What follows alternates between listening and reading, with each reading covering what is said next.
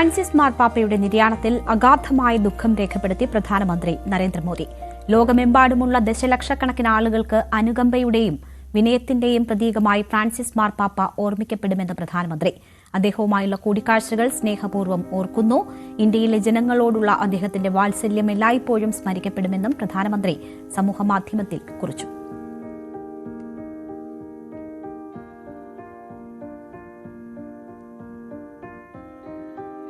മനുഷ്യസ്നേഹത്തിന്റെയും ലോകസമാധാനത്തിന്റെയും മഹത്തായ സന്ദേശം പ്രചരിപ്പിക്കാൻ വ്യക്തിജീവിതവും വൈദിക ജീവിതവും ഒരുപോലെ സമർപ്പിച്ച മാതൃകാ വ്യക്തിത്വമായിരുന്നു ഫ്രാൻസിസ് മാർപ്പാപ്പയെന്ന് മുഖ്യമന്ത്രി. അടിച്ചമർത്തലിനും ചൂഷണത്തിനും വിധേയമാകുന്ന മുഴുവൻ മനുഷ്യവിഭാഗങ്ങളോടും ഐക്യദാർഢ്യം പുലർത്തിയ മനസ്സായിരുന്നു അദ്ദേഹത്തിന്റേത്. പലസ്തീൻ ജനതയോട് അവരുടെ വേദനയിലും സഹനത്തിലും യാതനാനുഭവങ്ങളിലും മനസ്സുകൊണ്ട് ചേർന്ന് നിന്നതിലൂടെ അദ്ദേഹം വഴികാട്ടിയായെന്നും മുഖ്യമന്ത്രി അനുസ്മരിച്ചു.